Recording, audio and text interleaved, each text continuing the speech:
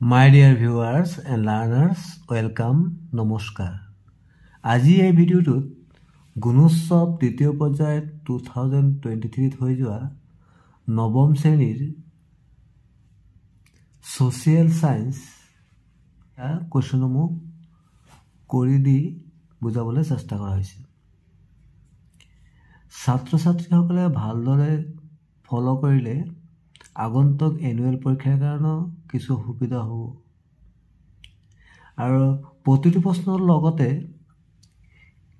তাৰ লগত সংগতি ৰাখি কিছু প্ৰশ্ন আলোচনা কৰা হ'ব। Let us begin. ইয়াৰ প্ৰথম প্ৰশ্ন হৈছে দুজন অৰ্থনীতিবিদৰ নাম যিয়ে কল্যাণকামী অৰ্থনীতিক জনপ্ৰিয় কৰি তুলিছে। ইয়াৰ সঠিক উত্তৰটো হ'ব অমৰ্ত্য সেন আৰু এ.চি. পিগু। এইটো হ'ব।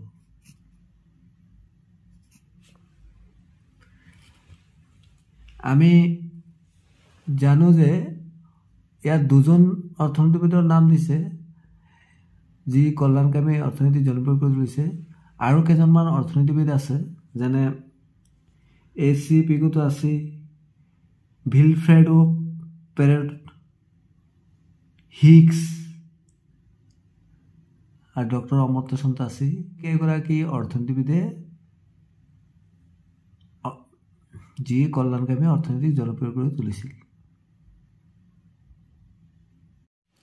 এইটো ব্ৰাণ্ডটলেণ্ড আয়োগৰ আন এটা নাম কি?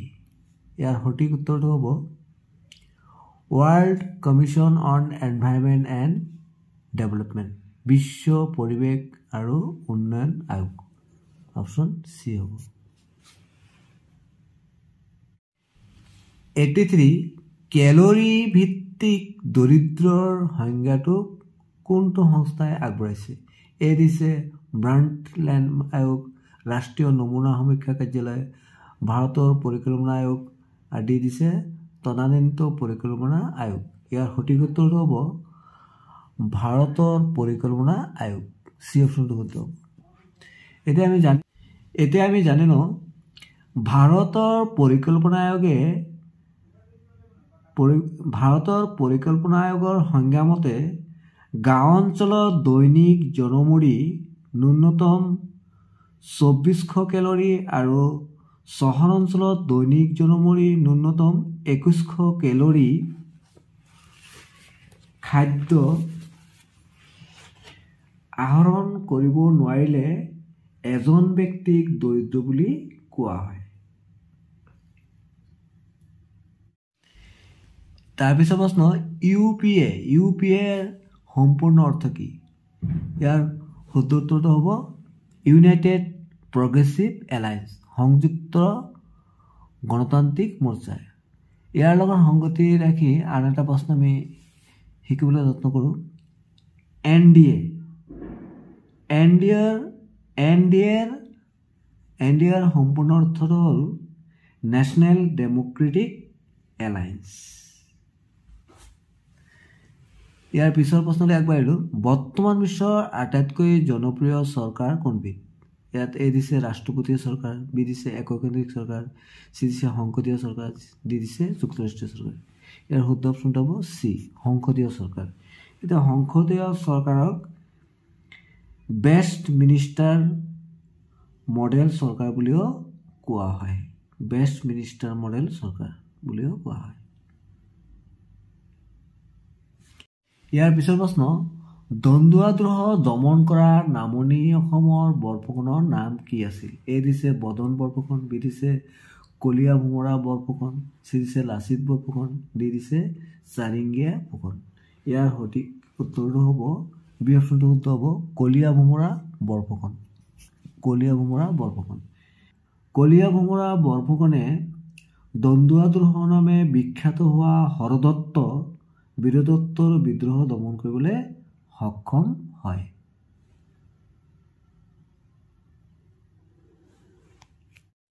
ইয়াৰ পিছৰ প্ৰশ্নলৈ আগবাঢ়িলোঁ। অসমৰ ক'ত লোণ উৎপাদন হৈছিল? এ দিছে চৰাইদেউ, বি দিছে ৰংপুৰ, চি দিছে শদিয়া, ডি দিছে যোৰহাট।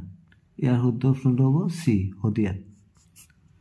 সেই সময়ত নগা পাহাৰতো কিছু লোণ উৎপন্ন হৈছিল।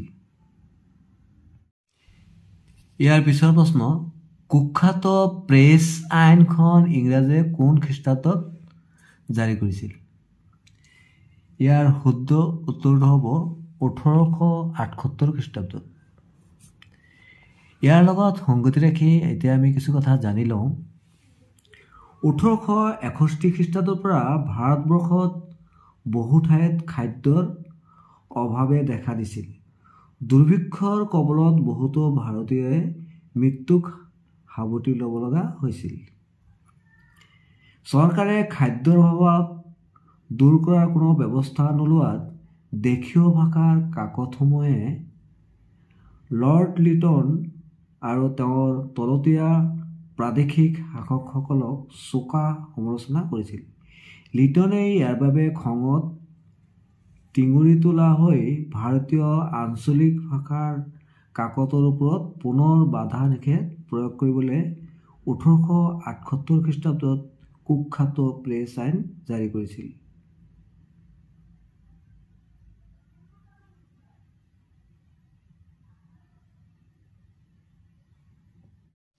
ইয়াৰ পিছৰ প্ৰশ্ন, অসমত কোন খ্ৰীষ্টাব্দত কোনটো ৰেল লাইন প্ৰথম নিৰ্মাণ কৰা হৈছিল?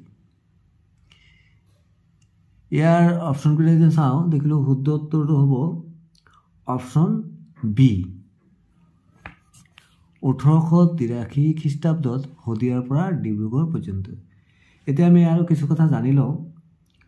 1853 খ্ৰীষ্টাব্দত বোম্বাই আৰু থানেৰ মাজত 21 কিলোমিটাৰ পথত ৰেল চলাচল ভাৰতৰ প্ৰথম ৰেল চলাচল যাতায়াত ব্যৱস্থা সূচনা হয়।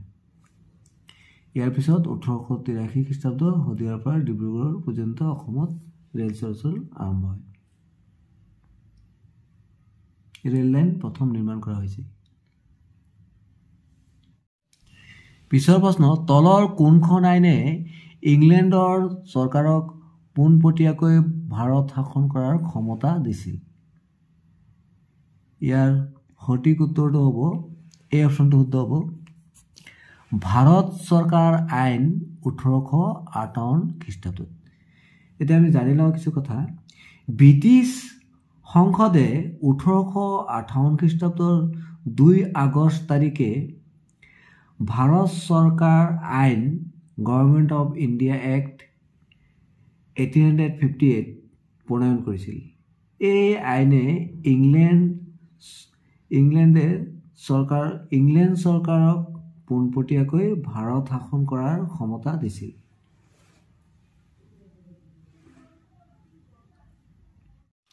পিছৰ প্ৰশ্ন, তলৰ বাকচত দিয়া পৃথিৱীৰ কিছুমান বিখ্যাত বতাহৰ লগত তাৰ উৎপত্তিৰ অঞ্চলসমূহ মিলাই বিকল্পসমূহৰ পৰা সঠিক উত্তৰটো বাছি লোৱা। ইয়াত দিছে বতাহ বা বায়ু প্ৰবাহ, ইয়াত দিছে অঞ্চল, দেশ, মহাদেশ। ইয়াত দিছে লু, টাইফুন, মৌচুমী বতাহ, চাইক্লোন, হাৰিকেন। ইয়াত দিছে পশ্চিম ভাৰতীয় দ্বীপপুঞ্জ, ভাৰত মহাসাগৰীয় উপকূল অঞ্চল, গংগা সমভূমি ভাৰত, প্ৰশান্ত মহাসাগৰীয় উপকূল অঞ্চল আৰু ভাৰতবৰ্ষ। এতিয়া আমি জানো যে প্ৰশান্ত মহাসাগৰীয় উপকূলত টাইফুন, পশ্চিম ভাৰতীয় দ্বীপপুঞ্জ অঞ্চলত হাৰিকেন, ভাৰত মহাসাগৰীয় অঞ্চলত চাইক্লোন। সেইদৰে আমি ইয়াৰ লগত সংগতি ৰাখি আমি আৰু জানি লওঁ অসমত কি বুলি কোৱা হয়? বৰদৈচিলা। অষ্ট্ৰেলিয়াৰ উত্তৰ পশ্চিম উপকূলত উইলি বুলিও কোৱা হয়। তাৰমানে যিটো ক্ৰান্তীয় অঞ্চলৰ ঘূৰ্ণীবতাহ বিভিন্ন নামেৰে পৰিচিত। ইয়াক প্ৰাচ্যৰ প্ৰশান্ত মহাসাগৰীয় উপকূলত কি বুলি কোৱা হয়? টাইফুন। আৰু পশ্চিম ভাৰতীয় দ্বীপপুঞ্জ অঞ্চলত কি কোৱা হয়? হাৰিকেন। ভাৰত মহাসাগৰীয় অঞ্চলত কোৱা হয় চাইক্লোন। আৰু অসমত কোৱা হয় বৰদৈচিলা, আৰু অষ্ট্ৰেলিয়াৰ উত্তৰ পশ্চিম উপকূলত উইলি বুলিও কোৱা হয়। এতিয়া মিলাই লওঁ। লুৰ লগত কি মিলিব? লুৰ লগত মিলিব গংগা সমভূমি ভাৰত। তেনেহ'লে আমি এইটো পালোঁ। লুটো ক'ত পালোঁ? এইটো। টাইফুন টাইফুন হ'ল প্ৰশান্ত মহাসাগৰীয় উপকূলীয় অঞ্চল। ইয়াৰ লগত মৌচুমী বতাহ, এইটো ভাৰতবৰ্ষ। চাইক্লোন, চাইক্লোন হ'ল ভাৰত মহাসাগৰীয় অঞ্চল। তাৰমানে ইয়াৰ লগত মিলিব।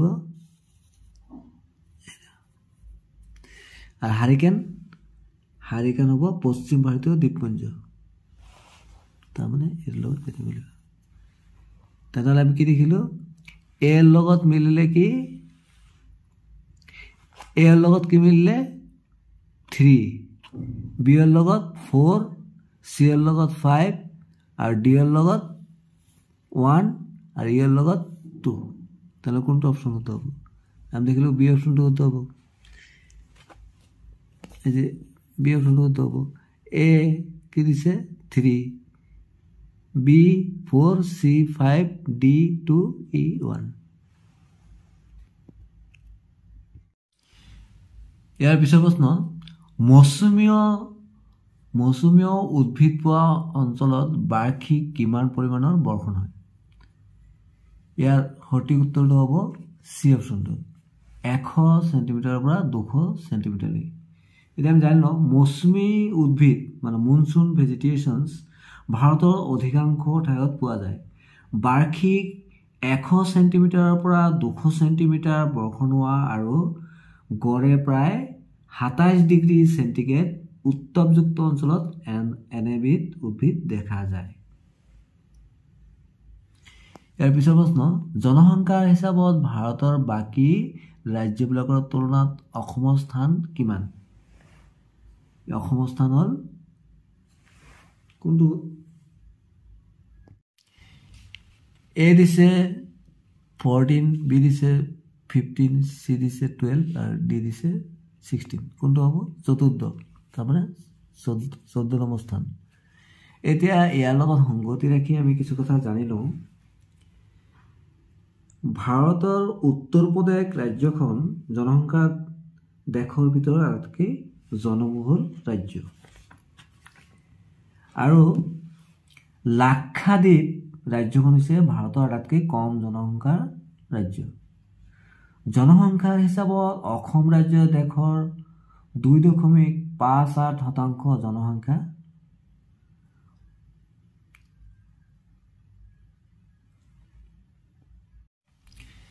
ইয়াৰ পিছৰ প্ৰশ্ন, তলৰ কোন দুখন নদী ব্ৰহ্মপুত্ৰৰ দক্ষিণ পাৰৰ উপনদী? এ দিছে পুঠিমাৰী মানা, বি দিছে কপিলী কৃষ্ণাই, চি দিছে সোৱণশিৰি জীয়া ভৰালী, ডি দিছে পাগলাদিয়া চম্পাৱতী। ইয়াৰ সঠিক উত্তৰটো হ'ব বি অপশনটো হ'ব কপিলী আৰু কৃষ্ণাই। এতিয়া ইয়াৰ লগত সংগতি ৰাখি আমি কিছু কথা জানি লওঁ। ব্ৰহ্মপুত্ৰৰ উত্তৰ পাৰৰ প্ৰধান উপনদীবোৰ হৈছে সোৱণশিৰি, ডিক্ৰং, ৰংগানদী, বুৰৈ, বৰগাঁও, জীয়া ভৰালী, গাভৰু, বেলশিৰি, ধনশিৰি, নোৱানদী, ননৈ, বৰনদী, পুঠিমাৰী, পাগলাদিয়া, মানা আইবেকি, চম্পাৱতী, গৌৰাংগ, টিপকাই আৰু গদাধৰ। সেইদৰে ব্ৰহ্মপুত্ৰৰ দক্ষিণ পাৰৰ প্ৰধান উপনদীবোৰ হৈছে বুঢ়ীদিহিং, দিচাং, দিখৌ, জাঁজি, ভোগদৈ, ধনশিৰি, কপিলী, কুশলী, কৃষ্ণাই আৰু জিনাৰী।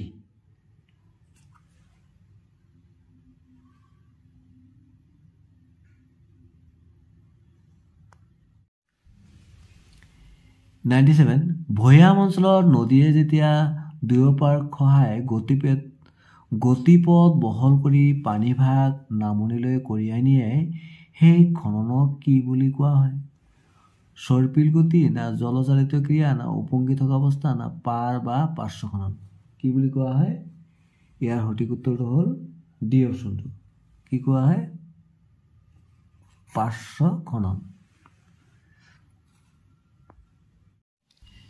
ইয়াৰ পিছৰ প্ৰশ্ন, বায়ুমণ্ডলৰ কোনটো স্তৰৰ পৰা পৃথিৱী পৃষ্ঠৰ পৰা পঠোৱা ৰেডিঅ' তৰংগ প্ৰতিফলিত হয়? এ দিছে মেছোস্ফিয়াৰ, বি দিছে টপস্ফিয়াৰ, চি দিছে থাৰ্মোস্ফিয়াৰ, ডি হ'ল এক্সোস্ফিয়াৰ। ইয়াৰ সঠিক উত্তৰটো হ'ব চি, তাৰমানে থাৰ্মোস্ফিয়াৰ। পৃথিৱী পৃষ্ঠৰ পৰা পঠোৱা ৰেডিঅ' তৰংগ থাৰ্মোস্ফিয়াৰ স্তৰৰ পৰা প্ৰতিফলিত হয়।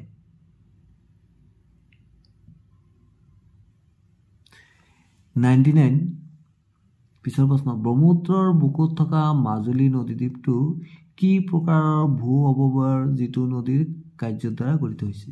এইটো হ'ব অৱক্ষেপণ কাৰ্য বালিচৰ। ইয়াৰ পিছৰ প্ৰশ্ন 100, বতাহ আৰু বায়ু প্ৰবাহ সৃষ্টিৰ মূল কাৰণ কি? অপশ্যনবিলাক চাই লওঁ। বায়ুমণ্ডলৰ উত্তাপৰ তাৰতম্য আৰু চাপৰ পাৰ্থক্যৰ বাবে, বি দিছে বায়ুৰ গতিশীল অৱস্থাৰ বাবে, চি দিছে বায়ুৰ চাপ আৰু পৃথিৱী পৃষ্ঠৰ উচ্চতাৰ বাবে, ডি দিছে পৃথিৱীৰ ভূ অৱবায়ৰ প্ৰকৃতি আৰু উচ্চতা তাৰতম্যৰ বাবে। ইয়াৰ সঠিক উত্তৰটো হ'ব এই অপশ্যনটো শুদ্ধ হ'ব, বায়ুমণ্ডলৰ উত্তাপৰ তাৰতম্য আৰু চাপৰ পাৰ্থক্যৰ বাবে বতাহ আৰু বায়ু প্ৰবাহৰ সৃষ্টি হয়। Thanks for watching. Stay connected. My dear viewers and learners, যদি আপোনালোকৰ ভিডিঅ'টো ভাল লাগিছে তেন্তে লাইক কৰিব আৰু শ্বেয়াৰ কৰিব, আৰু মোৰ চেনেলটো যদি প্ৰথমবাৰ চাইছে তেন্তে ছাবস্ক্ৰাইব কৰি ল'ব, এনেদৰে ভিডিঅ'ৰ নটিফিকেশ্যন হ'বতে পাই যাব। ইয়াৰ পৰৱৰ্তী ভিডিঅ'ত গুণোৎসৱ তৃতীয় পৰ্যায় 2023 গণিতৰ প্ৰশ্নকাকতখন সমাধান কৰি বুজাই দিয়াৰ চেষ্টা কৰা হ'ব। Thank you so' much.